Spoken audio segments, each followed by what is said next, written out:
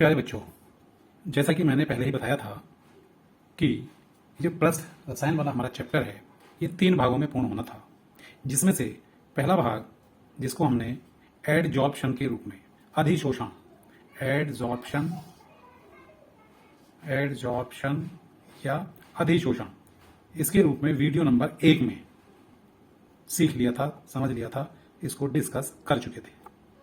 Video number 2 और 3 में हमने इसका दूसरा पार्ट डिस्कस किया था, और वो कौन सा था? वो था कैटालाइसिस या उत्प्रेरण।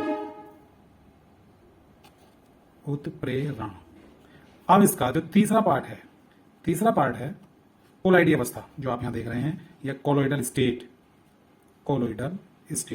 तो आज हम अपने इसके तीसरे पार्ट को शुरू करने जा रहे हैं, और ये कोलॉइडल स्टेट वाला पार्ट इन दोनों से भी अधिक इंपॉर्टेंट है बोर्ड एग्जामिनेशन के व्यू से। तो बिना समय खराब किए हम शुरू करते हैं कोलॉइडी स्टेट या कोलॉइडी अवस्था। तो बच्चों, हुआ यूं कि सबसे पहले एक वैज्ञानिक हुए हैं ग्राहम। उन्होंने पदार्थों के वर्गीकरण के बारे में एक धारणा प्रस्तुत की, और उन्होंने वर्गीकरण किस आधार पर दिया था? पदार्थों के डिफ्यूजन के आधार पर, या पदार्थों के विलयन के पार्चमेंट झिल्ली में से आर पार होने के आधार पर, उनके विस्तृत होने की क्षमता के आधार पर। और इन्होंने पदार्थों को 2 भागों में बांटा था। कितने भागों में बांटा था पदार्थ को? 2 भागों में। पहले भाग का नाम दिया था क्रिस्टलाभ, और क्रिस्टलाभ को हम कहते हैं क्रिस्टेलोइड। ये तो पहला भाग था। क्रिस्टेलोइड कौन से पदार्थ थे? वो पदार्थ जिनके विलयन पार्चमेंट झिल्ली में से आर पार निकल जाते थे, जो पार्चमेंट झिल्ली में से शीघ्रता से विसरित हो जाते थे, डिफ्यूज हो जाते थे। उनको हमने क्या कह दिया था? ग्राहम ने कहा था क्रिस्टलाभ या क्रिस्टेलोइड। जैसे इसके एग्जाम्पल थे चीनी, यूरिया, नमक, इनके विलयन। ये सब विलयन ऐसे थे जो पार्चमेंट झिल्ली में से डिफ्यूज हो जाते थे या आर पार निकल जाते थे। ये तो पहला था कोलॉइडी अवस्था का। अब दूसरे प्रकार के वो पदार्थ थे जो या तो पार्चमेंट झिल्ली में से आर पार होते ही नहीं थे, या अगर होते थे तो बहुत धीरे गति से विस्तृत होते थे, बहुत धीरे गति से आर पार होते थे। जैसे इसके उदाहरण कौन से थे? ग्लू। जैसे क्या था? ग्लू कहते हैं सरेस को। सरेस एक पदार्थ होता है, उसे ग्लू कहते हैं। और अन्य उदाहरण इसके जैसे गोंद, स्टार्च हुआ, और एल्ब्यूमिन, जिलेटिन, इनके विलयन ये ऐसे थे जो पार्चमेंट झिल्ली में से शीघ्रता से आर पार या विसरित नहीं होते थे। इन्हीं पदार्थों के लिए उन्होंने कोलॉइडी जो विलयन है या कोलॉइडी शब्द का यूज किया था। तो पहले हुए क्रिस्टलाभ और दूसरे हो गए कोलॉइड। इनको कह दिया था कोलॉइड। इन्हीं के लिए कोलॉइड यूज हुआ था। अब मैं आपको बता दूं इन्हें कोलॉइड क्यों कहा था। कोलॉइड इन्हें इसलिए कहा था क्योंकि ग्रीक भाषा में जो ग्लू है, सबसे शुरू में हमने ग्लू को इस श्रेणी में रखा था। तो ग्लू को ग्लू, इसको ग्रीक भाषा में, ग्रीक लैंग्वेज में क्या कहते हैं? कोला। इसको कहते हैं कोला।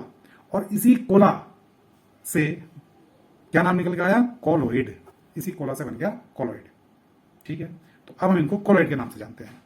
तो इतनी केवल हमें जानकारी दी थी ग्राहम ने कि भैया 2 प्रकार के पदार्थ होंगे जो पार्चमेंट झिल्ली में से विस्तृत होने की भिन्न भिन्न क्षमता रखेंगे, जो तुरंत शीघ्रता से जल्दी जिनके विलयन विस्तृत हो जाएंगे उनको क्रिस्टलाभ कहेंगे, और जिनके शीघ्रता से विस्तृत नहीं होंगे उनको हम कहेंगे कोलॉइड। किंतु कुछ समय बाद यह देखा गया कि यह वर्गीकरण उचित नहीं था। अब क्यों नहीं था उचित? क्योंकि भिन्न भिन्न परिस्थितियों में कुछ ऐसे पदार्थ सामने आए जो भिन्न भिन्न परिस्थितियों में कोलॉइड और क्रिस्टेलॉइड दोनों का व्यवहार प्रदर्शित करते थे। जैसे इसका एक्सेप्शन या अपवाद क्या आया? देखिए, इस थ्योरी का, ग्राहम थ्योरी के एक्सेप्शन या अपवाद कौन थे? वो था सल्फर का विलयन। कैसा विलयन? जो सल्फर था इसका एल्कोहल में बना हुआ विलयन, इसका एल्कोहलिक सॉल्यूशन जो था वो तो क्रिस्टेलॉइड था। क्या था? क्रिस्टेलॉइड। क्या मतलब हुआ इसका क्रिस्टेलॉइड का? कि वो तो पार्चमेंट झिल्ली में से शीघ्रता से विस्तृत हो जाता था, लेकिन इसका जो जलीय विलयन था, जलीय विलयन को शायद आप लोग जानते होंगे, हम क्या कहते हैं? Aqueous solution. Aqueous solution. इनका जलीय विलयन वो क्या था, वो कोलाइड था। ये क्या था, कोलोइड। ठीक है। इसी प्रकार से ये भी देखा गया कि जो साबुन का जलीय विलयन था वो कोलोइड था, लेकिन एल्कोहलिक सॉल्यूशन वो क्रिस्टलोइड था। अगर साबुन का विलयन हम एल्कोहल में बना दें तो वो साबुन का जो जलीय विलयन था वो तो कोलोइड था, और एल्कोहलिक विलयन वो क्रिस्टलोइड था या वास्तविक विलयन था। लेकिन प्रयोगों द्वारा ये पता चला, जब ये ऐसी समस्याएं आने लगी कि भाई एक ही पदार्थ कोलोइड भी है और क्रिस्टलोइड भी है, तो वैज्ञानिकों का रुझान इस ओर झुका और उन्होंने भिन्न भिन्न प्रयोग किए। प्रयोग करने पर यह पता चला कि भाई ये कोई आश्चर्य की बात नहीं है, किसी भी पदार्थ को उचित परिस्थितियों में कोलोइड विलयन में बदला जा सकता है या कोलाइडी अवस्था में बदला जा सकता है। जैसे कॉपर है, सिल्वर है, गोल्ड है, सल्फर है, इन सब के एवलेय पदार्थों के जल में कोलाइडी विलयन बनाए जा सकते हैं। ये चीज निकल के आई वैज्ञानिकों के प्रयोगों से। कब निकल के आई, जब ये अपवाद सामने आया सल्फर का और साबुन का। ध्यान रखेंगे, सल्फर का जो एल्कोहलिक विलयन है वो कैसा है, वो क्रिस्टलोइड है, और इसका जलीय विलयन वो कोलोइड है। ऐसे ही साबुन का जलीय विलयन कोलोइड है और एल्कोहलीय विलयन वास्तविक विलयन या क्रिस्टलोइड है। चाहे तो सल्फर में ले लें CO और या हम ले लें साबुन, दोनों के लक्षण यही हैं। तो इन्होंने ये दुविधा खड़ी कर दी जिससे वैज्ञानिकों का रुझान इस ओर गया। तत्पश्चात कोलाइडों के संबंध में एक आधुनिक धारणा, इसके लिए मॉडर्न हाइपोथेसिस, आधुनिक धारणा, ये वाली जो हमने पढ़ी अभी ये पुरानी अवधारणा थी। अब हम पढ़ रहे हैं आधुनिक धारणा या अवधारणा, एक ही बात होता है। किसकी है आधुनिक धारणा या अवधारणा, कोलाइड की। ठीक है।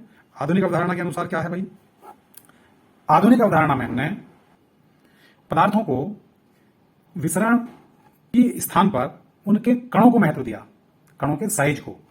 तो आधुनिक अवधारणा में जो पदार्थों का विभाजन हुआ वो किसके आधार पर हुआ, पदार्थ के कणों के साइज पे।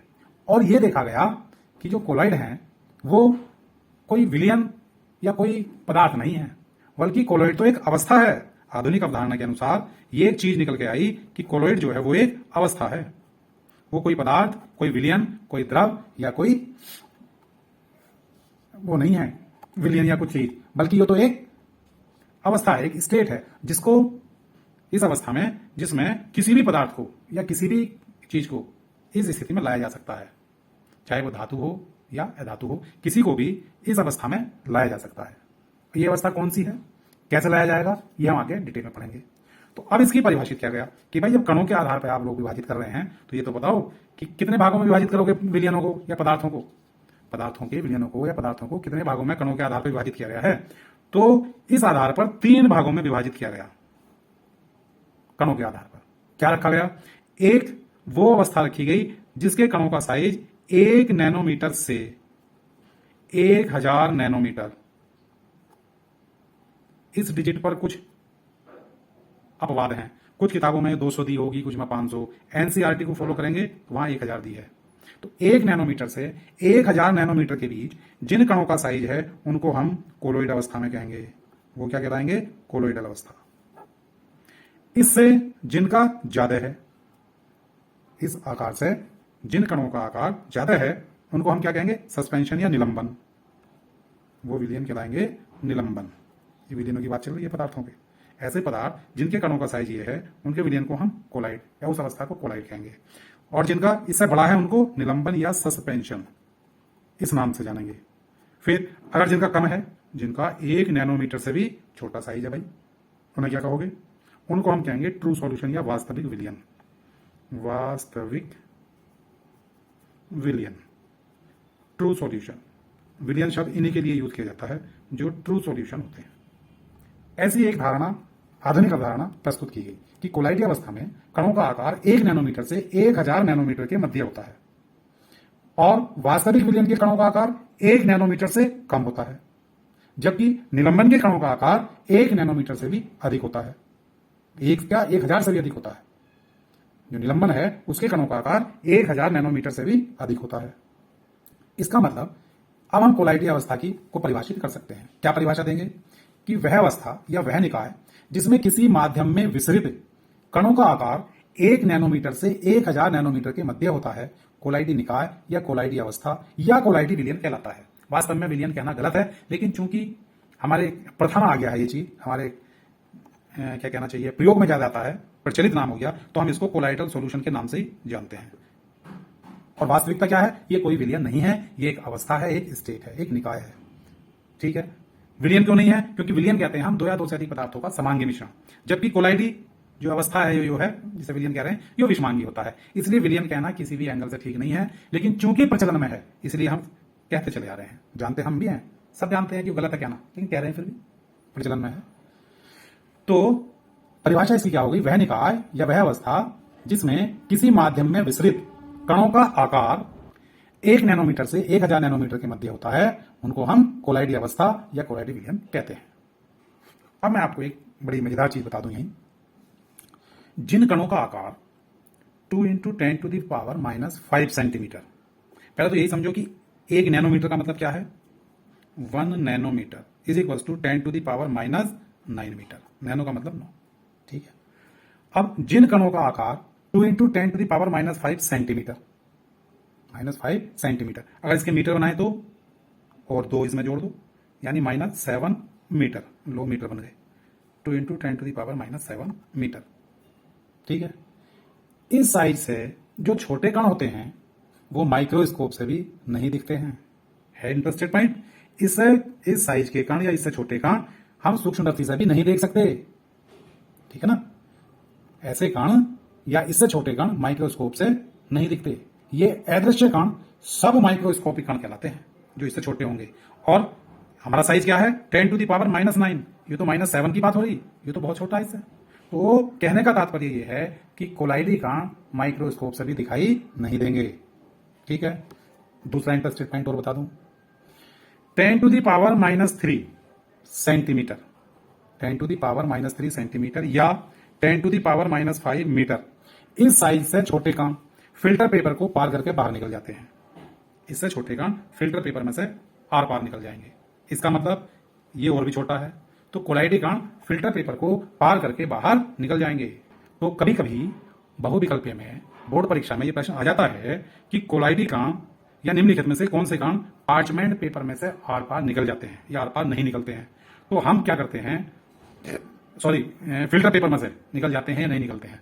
तो अधिकतर बच्चों के माइंड में क्या आता है कि वो पार्चमेंट पेपर समझ लेते हैं। अभी हमने पुरानी अवधारणा में पढ़ा था कि ये पार्चमेंट पेपर को क्रॉस करके पार नहीं जा सकते, किंतु फिल्टर पेपर को आर पार करके जा सकते हैं। फिल्टर पेपर के छिद्र चौड़े होते हैं, उसमें से ही निकल जाते हैं। पार्चमेंट पेपर के छिद्र कम चौड़े होने से उसमें से आर पार नहीं हो पाते।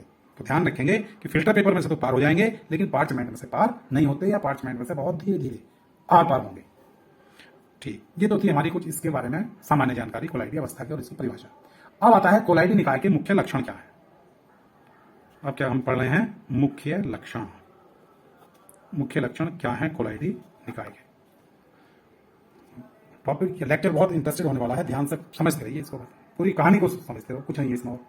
तो पहला लक्षण है कि कोलाइडी जो निकाय है वो एक विषमांगी तंत्र है। भाई मैंने पहले जिक्र करा था इसका, विषमांगी समांगी अब समझ गए होंगे, इसमें हम टाइम वेस्ट नहीं करेंगे। ये क्या है, विषमांगी तंत्र है। ठीक, अर्थात इसका मतलब इसमें कितनी प्रावस्थाएं होंगी, कम से कम 2 प्रावस्थाएं पाई जाएंगी। भाई विषमांगी उसे तो कहते हैं जिसमें 2 या 2 से ज्यादा प्रावस्थाएं हों, प्रावस्थाएं यानी फेज, 2 प्रावस्थाएं कम से कम पाई जाएंगी। एक प्रावस्था माध्यम को प्रदान करती है। ये जो प्रावस्थाएं हैं इसमें से जो एक प्रावस्था है उसे हम कहेंगे माध्यम, जो माध्यम प्रदान करेगी, और उसे हम कहेंगे परिक्षेपण माध्यम, परिक्षेपण माध्यम। दूसरी प्रावस्था क्या प्रदान करेगी, परिक्षिप्त प्रावस्था कहलाएगी। ये क्या कहलाएगी दूसरी प्रावस्था, परिक्षिप्त प्रावस्था, परिक्षिप्त प्रावस्था कहलाएगी। टर्म को देख के घबराने की जरूरत नहीं है। जैसे विलयन के 2 अवयव थे, विलायक और विलेय, उसी तरह कोलाइडी निकाय के या कोलाइडी अवस्था के या कोलाइडी विलयन के भी 2 अवयव हैं, परिक्षेपण माध्यम और परिक्षिप्त प्रावस्था। सीधा सीधा ये समझें कि विलायक को कोलाइडी तंत्र में परिक्षेपण माध्यम का नाम दे दिया गया और विलेय को परिक्षिप्त प्रावस्था कह दिया गया, बस इतना समझें। नेक्स्ट अगला जो पॉइंट है इसका विशेषता का, वो ये है कि इनका आकार या ये जो अवस्था है कोलाइडी अवस्था, ये वास्तविक विलयन और निलंबन के बीच की है, जो हमने साइज में भी देखा था। तो जो कोलाइडी अवस्था है वो ट्रू सॉल्यूशन और सस्पेंशन, निलंबन और वास्तविक विलयन, इनके बीच की अवस्था है। इसके कारण ट्रू सॉल्यूशन से बड़े होते हैं और निलंबन से छोटे होते हैं। ठीक है, अच्छा, अच्छी बात है। फिर एक है कि इसको हम सूक्ष्मदर्शी से नहीं देख सकते, ये भी मैंने अभी बताया था, क्योंकि इनके कणों का साइज इतना छोटा होता है कि सूक्ष्मदर्शी से भी ये दिखाई नहीं देते। नेक्स्ट, ये कण फिल्टर पेपर में से छन के आर पार चले जाते हैं, लेकिन पार्चमेंट झिल्ली में से ये नहीं निकल पाते, और अगर निकलेंगे भी तो धीरे धीरे निकलते हैं। ठीक है। नेक्स्ट है कि जो कोलाइडी कण हैं वो धनावेशित या ऋणावेशित होते हैं, अर्थात इंपॉर्टेंट पॉइंट ये आया, जो कोलाइडी कण हैं वो आवेशित होते हैं। अब आवेश हम जानते हैं दो तरह का होगा, या तो प्लस और या तो माइनस, तो या तो ये धनावेशित होंगे या ऋणावेशित होंगे। नेक्स्ट, कोलाइडी कणों का पृष्ठीय क्षेत्रफल बहुत अधिक होता है, अर्थात जब पृष्ठीय क्षेत्रफल ज्यादा होता है तो इनकी अधिशोषण की प्रवृत्ति भी अधिक होती है। ये अधिशोष्य को अपनी सतह पर बहुत अधिक मात्रा में अधिशोषित कर लेते हैं। अधिशोषण हम पढ़ा रहे हैं फर्स्ट वीडियो में, फर्स्ट लेक्चर में। नेक्स्ट, कोलाइडी कणों पर गुरुत्वीय बल का कोई प्रभाव नहीं पड़ता। ऐसा नहीं है कि कोलाइडी कण गुरुत्व के प्रभाव में अवक्षेपित हो जाएंगे या इनका अवक्षेप नीचे बैठ जाए, ऐसा कतई नहीं होने का। ये कुछ इसके मुख्य लक्षण थे, किसके? कोलाइडी तंत्र के, कोलाइडी निकाय के या कोलाइडी विलयन के। अब मुख्य चीज आती है कोलाइडी निकाय या इसका कोलाइडी विलयन का या कोलाइडी अवस्था का या कोलाइडी निकाय का वर्गीकरण। ये कितने प्रकार के हो सकते हैं? कोलाइडी निकाय वर्गीकरण, इसका क्लासिफिकेशन। तो इसके वर्गीकरण के कई विधियां हैं, कई आधार पर हम कर सकते हैं। जैसे पहला वर्गीकरण हम ले रहे हैं, पहला वर्गीकरण है परिक्षेपण माध्यम की प्रकृति के आधार पर। परिक्षेपण माध्यम की प्रकृति या उसकी नेचर, उसके आधार पर, इसके आधार पर कोलाइडी विलयन कितने प्रकार के होते हैं। तो परिक्षेपण माध्यम, जैसे मैंने ये बताया था, जैसे विलयन में विलायक की स्थिति है वैसे ही कोलाइडी विलयन में परिक्षेपण माध्यम होता है। तो परिक्षेपण माध्यम के आधार पर कोलाइडी विलयन कितने प्रकार के होंगे? यदि मान लीजिए परिक्षेपण माध्यम हमने लिया है अपने कोलाइडी निकाय का या कोलाइडी विलयन का जल, तो हम इसको कहेंगे हाइड्रोसोल। इसका नाम क्या होगा? हाइड्रोसोल। हाइड्रोसोल कब होगा? अगर कोलाइडी निकाय का जो माध्यम है वो जल है। अगर एल्कोहल है तो इसे हम कहेंगे एल्कोसोल। एल्कोसोल, इसको क्या कह देंगे? एल्कोसोल। अगर माध्यम बेंजीन है तो इसे हम कह देंगे बेंजोसोल। ठीक, इसको बेंजोसोल कह देंगे। परिक्षेपण माध्यम द्रव और परिक्षिप्त प्रावस्था ठोस होने पर कोलाइडी निकाय सोल कहलाता है। जब परिक्षेपण माध्यम द्रव है, तीनों में द्रव है, इनमें जल भी द्रव है, अल्कोहल भी द्रव है, बेंजीन भी द्रव है, इसीलिए इनके लास्ट में सोल शब्द लगा है। तो जब भी निकाय में जो माध्यम है वो द्रव हो और प्रावस्था ठोस हो, प्रावस्था इसमें ठोस हो, ठोस पदार्थ मिला हो, जो परिक्षिप्त प्रावस्था है वो ठोस है और ये माध्यम ये द्रव है, तब हम इसको सोल कहेंगे। और उन द्रव में भी अगर जल है तो हाइड्रोसोल, एल्कोहल है तो एल्कोसोल, बेंजीन है तो बेंजोसोल। ये तो था परिक्षेपण माध्यम की प्रकृति के आधार पर। हाँ, एक चीज और बता दूं, कभी कभी हो सकता है कि माध्यम एयर हो तो इसे हम एरोसोल कहेंगे, फिर इसका नाम क्या हो जाएगा? एरोसोल। वायु होने पर माध्यम के यो एरोसोल कहलाएगा। अब दूसरा आधार परिक्षिप्त प्रावस्था के पर उपस्थित आवेश के आधार पर। आवेश तो अवस्था भी होगा, ये तो था माध्यम की प्रकृति के आधार पर। अब है परिक्षिप्त प्रावस्था पर उपस्थित आवेश के आधार पर, इसके आधार पर। अब हम सब जानते हैं आवेश या तो पॉजिटिव होगा या नेगेटिव, तो इसके आधार पर तो दो ही तरह का कोलाइड बनेगा, एक धनात्मक और एक ऋणात्मक। वो कोलाइड जिनमें परिक्षिप्त प्रावस्था के कणों पर धनावेश हो वो धनात्मक कोलाइड, और जिन पर ऋणावेश हो वो ऋणात्मक कोलाइड। दो प्रकार के होंगे। धनात्मक कोलाइड के उदाहरण जैसे पॉजिटिव कोलॉइड्स, इसके उदाहरण कौन कौन से हैं? जैसे एल्यूमिनियम हाइड्रोक्साइड AlOH का whole thrice, ferric hydroxide FeOH का होल थ्राइस, ये धनात्मक कोलॉइड के हैं। ऋणात्मक कोलॉइड के नेगेटिव कोलॉइड, इसके उदाहरण क्या है भाई? जैसे जितनी भी मेटेलिक कोलॉइड स्टेट हैं, मेटल्स हैं, जितनी भी धातुएं, Cu है, Ag है, Au है, Pt है, ये सारी धातुएं या चीनी, मिट्टी, स्टार्च, इन सबके कोलाइडी विलयन क्या कहलाएंगे? ऋणात्मक कोलाइड। अब तीसरा जो आधार है विभाजन का वो है कोलाइडी कणों की संरचना के आधार पर। जो ये कोलाइडी कण बने हैं हमारे, जो कोलाइडी जो परिक्षिप्त प्रावस्था के कण हैं, इनकी संरचना। तो तीसरा बेस क्या है? कोलाइडी कणों की संरचना के आधार पर, कणों की संरचना के आधार पर इस आधार पर ये कई प्रकार के हैं भाई। कौन कौन से हैं देखो, इस आधार पर जैसे हैं, पहला है बहुआण्विक। बहुआण्विक मतलब जैसा कि इसका नाम है, जब परिक्षिप्त प्रावस्था का एक कण अन्य छोटे छोटे अणुओं से मिलकर, छोटे छोटे अणुओं से मिलकर इसका एक कण बनता हो तो उसे हम कहेंगे क्या, बहुआण्विक, मल्टीमोलिकुलर। बहुआण्विक कण का मतलब जो बहुत सारे अणुओं से बनता हो, अर्थात ये जो अणु हैं ये बहुत छोटे साइज के होंगे, जो 1 नैनोमीटर बनाने में भी इतने सारे जुड़ पा रहे हैं। तो ऐसे अणुओं को कहते हैं हम बहुआण्विक। और ये कण आपस में कैसे जुड़े होंगे, वान डर वाल बलों से। ये सब कहीं से जुड़े होंगे, वान डर वाल फोर्सेज से, वान डर वाल बलों की सहायता से ये जुड़े होंगे। इसका उदाहरण क्या है, जैसे है सल्फर सोल है, साबुन है, साबुन, डिटर्जेंट है, अपमार्जक। ये किसके उदाहरण हैं, ये बहुआण्विक सोल के या बहुआण्विक कोलाइडी निकाय के, कोलाइडी तंत्र के उदाहरण हैं। दूसरा होता है बृहत आणविक। दूसरा प्रकार, ये तो पहला प्रकार था बहुआण्विक, ये कणों के संरचना के आधार पर हम पढ़ रहे हैं, कणों की संरचना के आधार पर। तो दूसरे प्रकार के कोलाइड हैं बृहत आणविक, बृहत आणविक कोलाइड। बृहत आणविक क्या कहते हैं, मैक्रो, इनको कहेंगे हम मैक्रोमोलिक्यूलर कोलाइड, इनको मैक्रोमोलिकुलर कोलाइड के नाम से जाना गया। तो बृहत आणविक कोलाइड किसको कहेंगे या मैक्रोमोलिकुलर, ये वो कोलाइड हैं जिनमें कोलाइडल पार्टिकल या कोलाइडी अणु स्वयं बहुलक के रूप में रहता है।